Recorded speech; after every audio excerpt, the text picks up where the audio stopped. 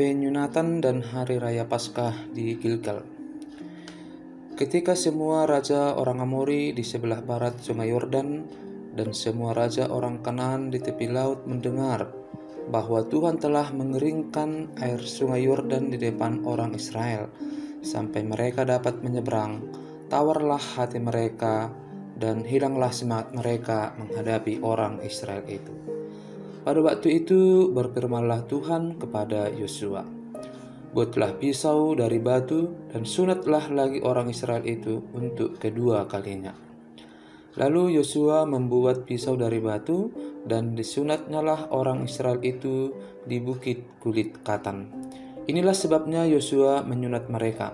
Semua orang yang keluar dari Mesir, yakni yang laki-laki, semua prajurit telah mati di padang gurun di tengah jalan setelah mereka keluar dari Mesir. Sebab semua orang yang keluar dari Mesir itu telah bersunat, tetapi semua orang yang lahir di padang gurun dalam perjalanan sejak keluar dari Mesir belum disunat.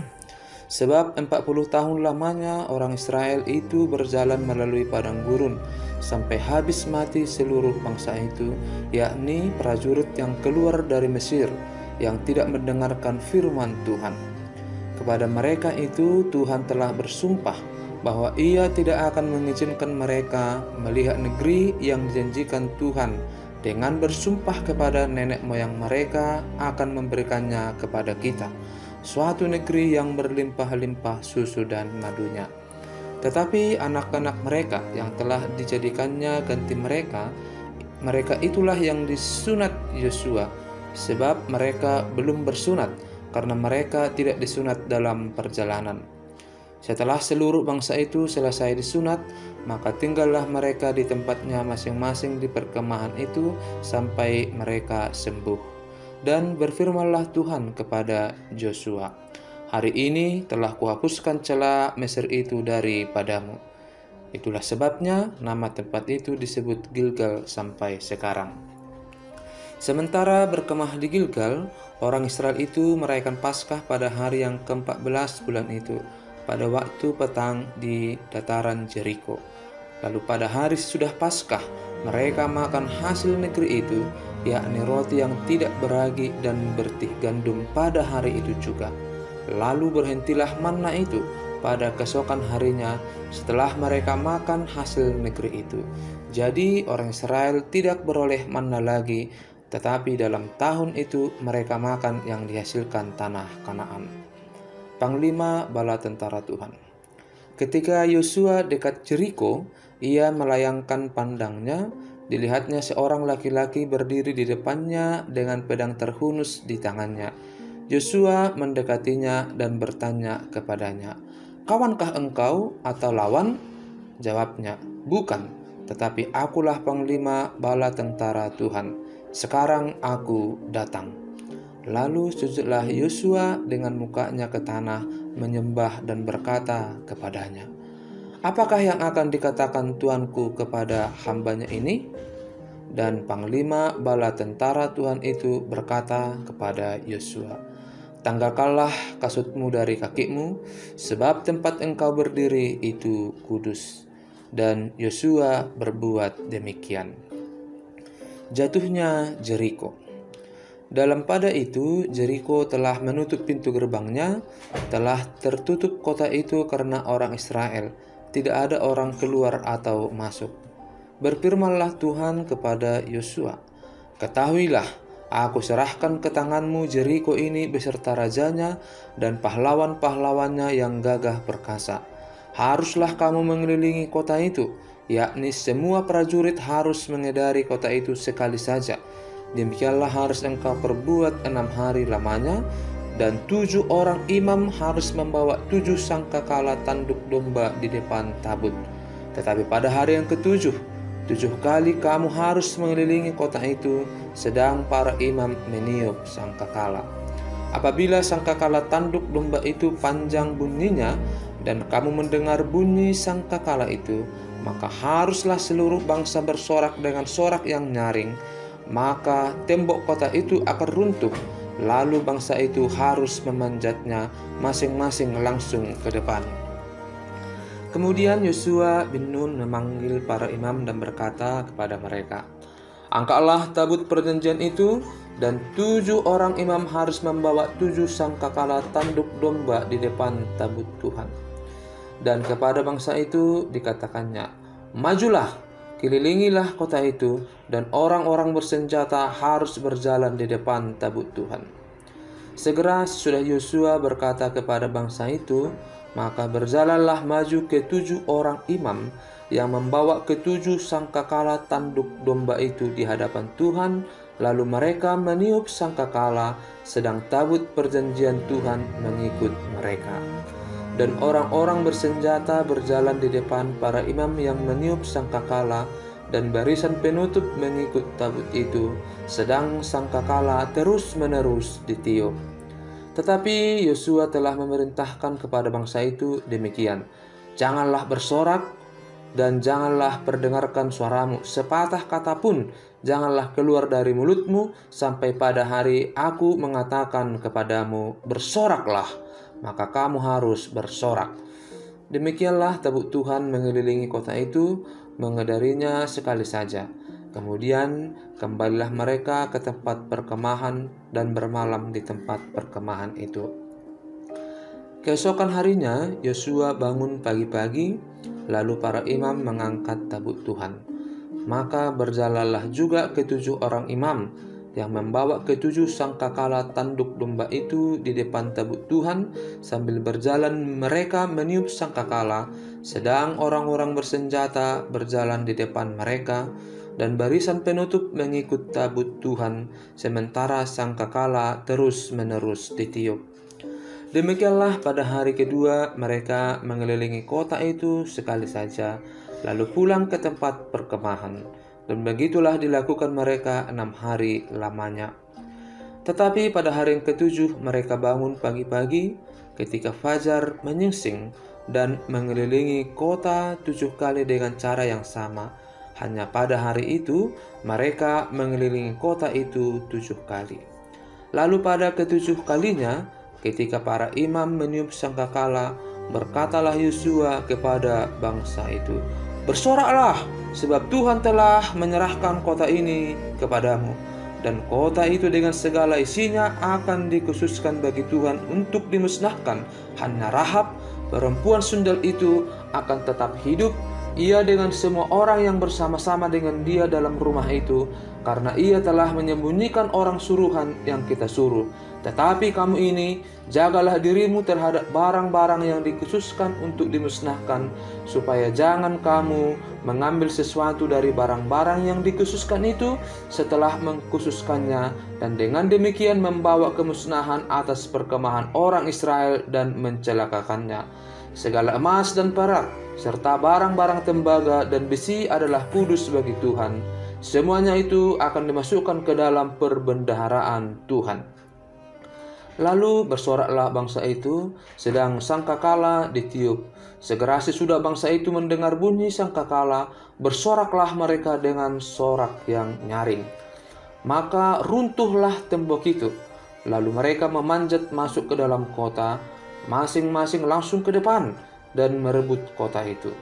Mereka menumpas dengan mata pedang segala sesuatu yang di dalam kota itu, baik laki-laki maupun perempuan, baik tua maupun muda, sampai kepada lembu, domba, dan keledai. Tetapi kepada kedua orang pengintai negeri itu Yosua berkata, "Masuklah ke dalam rumah perempuan sundal itu, dan bawalah keluar perempuan itu dan semua orang yang bersama-sama dengan dia, seperti yang telah kamu janjikan dengan bersumpah kepadanya." Lalu masuklah kedua pengintai muda itu dan membawa keluar Rahab dan ayahnya, ibunya, saudara-saudaranya, dan semua orang yang bersama-sama dengan dia. Bahkan seluruh kaumnya dibawa mereka keluar. Lalu mereka menunjukkan kepadanya tempat tinggal di luar perkemahan orang Israel. Tetapi kota itu dan segala sesuatu yang ada di dalamnya dibakar mereka dengan api. Hanya emas dan perak, barang-barang tembaga dan besi ditaruh mereka di dalam perbendaharaan rumah Tuhan. Demikianlah Rahab, perempuan sundal itu, dan keluarganya serta semua orang yang bersama-sama dengan dia dibiarkan hidup oleh Yosua. Maka diamlah perempuan itu di tengah-tengah orang Israel sampai sekarang, karena ia telah menyembunyikan orang suruhan yang disuruh Yosua mengintai Jeriko. Pada waktu itu bersumpahlah Yosua, katanya, "Terkutuklah di hadapan Tuhan orang yang bangkit untuk membangun kembali kota Jeriko ini. Dengan membayarkan nyawa anaknya yang sulung, ia akan meletakkan dasar kota itu, dan dengan membayarkan nyawa anaknya yang bungsu, ia akan memasang pintu gerbangnya." Dan Tuhan menyertai Yosua, dan terdengarlah kabar tentang dia di seluruh negeri itu. Dosa dan hukuman Akan. Tetapi orang Israel berubah setia dengan mengambil barang-barang yang dikhususkan itu, karena Akan bin Karmi bin Jabdi bin Jerah dari suku Yehuda mengambil sesuatu dari barang-barang yang dikhususkan itu. Lalu bangkitlah murka Tuhan terhadap orang Israel. Yosua menyuruh orang dari Jeriko ke Ai, yang letaknya dekat Bet Awen di sebelah timur Betel, dan berkata kepada mereka demikian, "Pergilah ke sana dan intailah negeri itu." Maka pergilah orang-orang itu ke sana dan mengintai kota Ai. Kemudian kembalilah mereka kepada Yosua dan berkata kepadanya, "Tidak usah seluruh bangsa itu pergi, biarlah hanya kira-kira 2 atau 3.000 orang pergi untuk menggempur Ai itu. Janganlah kau susahkan seluruh bangsa itu dengan berjalan ke sana, sebab orang-orang di sana sedikit saja."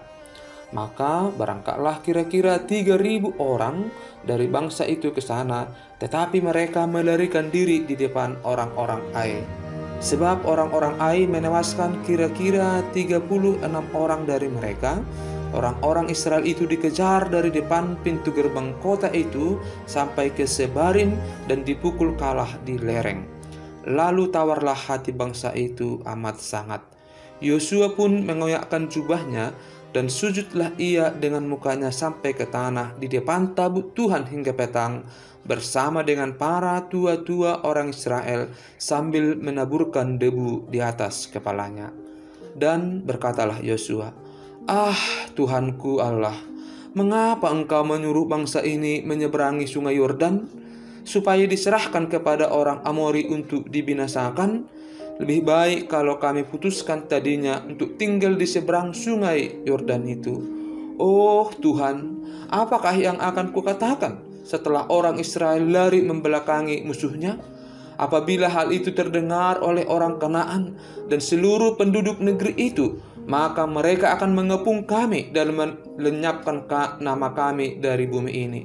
Dan apakah yang akan kau lakukan untuk memulihkan namamu yang besar itu?" Lalu berfirmanlah Tuhan kepada Yosua, "Bangunlah, mengapa engkau sujud demikian? Orang Israel telah berbuat dosa. Mereka melanggar perjanjianku yang kuperintahkan kepada mereka. Mereka mengambil sesuatu dari barang-barang yang dikhususkan itu. Mereka mencurinya, mereka menyembunyikannya, dan mereka menaruhnya di antara barang-barangnya. Sebab itu orang Israel tidak dapat bertahan menghadapi musuhnya. Mereka membelakangi musuhnya, sebab mereka itu pun dikhususkan untuk ditumpas. Aku tidak akan menyertai kamu lagi jika barang-barang yang dikhususkan itu tidak kamu punahkan dari tengah-tengahmu. Bangunlah, kuduskanlah bangsa itu dan katakan, kuduskanlah dirimu untuk esok hari, sebab demikianlah firman Tuhan Allah Israel. Hai orang Israel, ada barang-barang yang dikhususkan di tengah-tengahmu. Kamu tidak akan dapat bertahan menghadapi musuhmu sebelum barang-barang yang dikhususkan itu kamu jauhkan dari tengah-tengah kamu. Besok pagi kamu harus tampil ke muka suku demi suku, dan suku yang ditunjuk oleh Tuhan harus tampil ke muka kaum demi kaum, dan kaum yang ditunjuk oleh Tuhan harus tampil ke muka keluarga demi keluarga, dan keluarga yang ditunjuk oleh Tuhan harus tampil ke muka seorang demi seorang. Dan siapa yang didapati menyimpan barang-barang yang dikhususkan itu akan dibakar dengan api, ia dan segala sesuatu yang ada padanya, sebab ia telah melanggar perjanjian Tuhan dan berbuat noda di antara orang Israel. Keesokan harinya, bangunlah Yosua pagi-pagi, lalu menyuruh orang Israel tampil ke muka suku demi suku, maka didapatilah suku Yehuda. Ketika disuruhnya tampil ke muka kaum Yehuda, maka didapatinya kaum Zerah. Ketika disuruhnya tampil ke muka kaum Zerah, seorang demi seorang, maka didapatilah Zabdi. Ketika disuruhnya keluarga orang itu tampil ke muka seorang demi seorang, maka didapatilah Akan bin Karmi bin Zabdi bin Zerah dari suku Yehuda. Berkatalah Yosua kepada Akan, "Anakku, hormatilah Tuhan, Allah Israel, dan mengakulah di hadapannya. Katakanlah kepadaku apa yang kau perbuat, jangan sembunyikan kepadaku." Lalu Akan menjawab Yosua, katanya, "Benar, akulah yang berbuat dosa terhadap Tuhan Allah Israel, sebab beginilah perbuatanku. Aku melihat di antara barang-barang jarahan itu jubah yang indah buatan Sinear dan 200 sikal perak dan sebatang emas yang 50 sikal beratnya. Aku mengingininya, maka kuambil. Semuanya itu disembunyikan di dalam kemahku dalam tanah, dan perak itu di bawah sekali." Lalu Yosua menyuruh orang segera pergi ke kemah itu, dan sesungguhnya semuanya itu disembunyikan dalam kemah Akan, dan perak itu ada di bawah sekali. Maka mereka mengambil semuanya itu dari dalam kemah, lalu membawanya kepada Yosua dan kepada semua orang Israel, dan mencurahkannya di hadapan Tuhan. Kemudian Yosua beserta seluruh Israel mengambil Akan bin Zerah dan perak, jubah dan emas sebatang itu, anak-anaknya yang laki-laki dan perempuan, lembunya, keledainya, dan kambing dombanya, kemahnya dan segala kepunyaannya, lalu semuanya itu dibawa ke lembah Akor. Berkatalah Yosua, "Seperti engkau mencelakakan kami, maka Tuhan pun mencelakakan engkau pada hari ini." Lalu seluruh Israel melontari dia dengan batu. Semuanya itu dibakar dengan api dan dilempari dengan batu. Sesudah itu didirikanlah di atasnya suatu timbunan batu yang besar yang masih ada sampai sekarang. Lalu surutlah murka Tuhan yang bernyala-nyala itu. Oleh sebab itu, nama tempat itu sekarang disebut Lembah Akor. Ai dibinasakan. Kemudian berfirmanlah Tuhan kepada Yosua, "Janganlah takut dan janganlah tawar hati. Bawalah seluruh tentara dan bersiaplah, majulah ke Ai. Ketahuilah, aku serahkan kepadamu raja negeri Ai, rakyatnya, kotanya, dan negerinya. Dan haruslah kau lakukan kepada Ai dan rajanya seperti yang kau lakukan kepada Yeriko dan rajanya. Hanya barang-barangnya dan ternaknya boleh kamu jarah. Suruhlah orang bersembunyi di belakang kota itu." Lalu bersiaplah Yosua beserta seluruh tentara untuk pergi ke Ai. Yosua memilih 30.000 orang, pahlawan-pahlawan yang gagah perkasa. Mereka disuruhnya pergi pada waktu malam, dan kepada mereka diperintahkannya, katanya, "Ketahuilah, kamu harus bersembunyi di belakang kota itu untuk menyerangnya. Janganlah terlalu jauh dari kota itu, dan bersiap-siaplah kamu sekalian. Aku dan semua orang yang bersama-sama dengan aku akan mendekati kota itu. Apabila mereka keluar menyerbu kami seperti yang pertama kali, maka kami akan melarikan diri dari hadapan mereka. Jadi mereka akan keluar menyusul kami, sehingga kami memancing mereka jauh dari kota itu. Sebab mereka akan berkata, orang-orang itu melarikan diri dari hadapan kita seperti yang pertama kali. Jika kami melarikan diri dari hadapan mereka, maka kamu harus bangun dari tempat persembunyianmu itu untuk menduduki kota itu, dan Tuhan Allahmu akan menyerahkannya ke dalam tanganmu. Segera setelah kamu merebut kota itu, haruslah kamu membakarnya sesuai dengan firman Tuhan. Kamu harus melakukan semuanya itu. Ingatlah, itulah perintahku kepadamu." Demikianlah Yosua menyuruh mereka pergi. Lalu berjalanlah mereka ke tempat persembunyian dan tinggal di antara Betel dan Ai di sebelah barat Ai. Tetapi Yosua bermalam di tengah-tengah rakyat pada malam itu. Keesokan harinya Yosua bangun pagi-pagi, Lalu diperiksanyalah barisan bangsa itu, dan berjalanlah ia maju beserta para tua-tua orang Israel di depan bangsa itu ke Ai. Juga seluruh tentara yang bersama-sama dengan dia berjalan maju. Mereka maju mendekat, lalu sampai ke tentangan kota itu. Kemudian berkemahlah mereka di sebelah utara Ai, sehingga lembah itu ada di antara mereka dan Ai.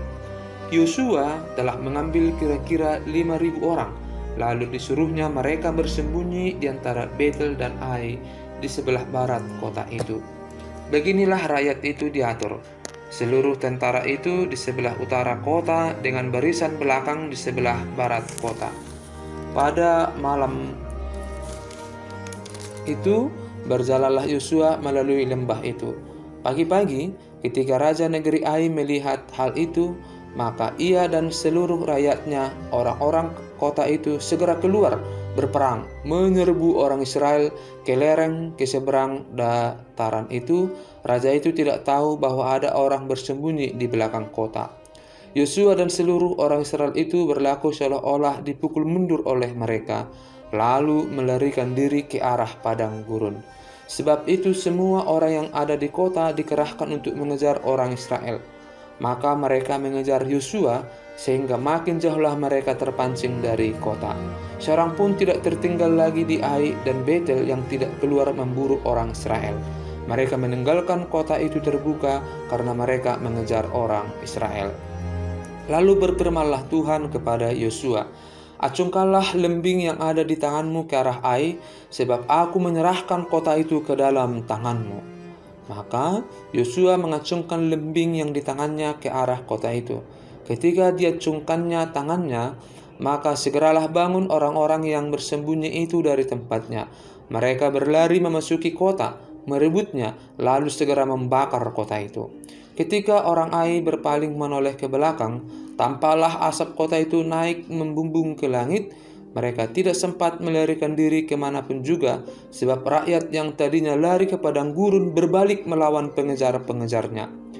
Ketika Yosua dan seluruh Israel melihat bahwa orang-orang yang bersembunyi itu telah merebut kota, dan bahwa asap kota itu naik membubung, berbaliklah mereka lalu menewaskan orang-orang Ai. Sementara itu juga keluar orang-orang Israel yang lain dari dalam kota menyerbu orang-orang Ai, sehingga terjepit di tengah-tengah orang Israel itu. Yang ini dari sini dan yang itu dari sana. Orang-orang Ai ditewaskan, sehingga seorang pun dari mereka tidak ada yang dibiarkan terlepas atau luput. Tetapi Raja Ai ditangkap mereka hidup-hidup dan dihadapkan kepada Yosua.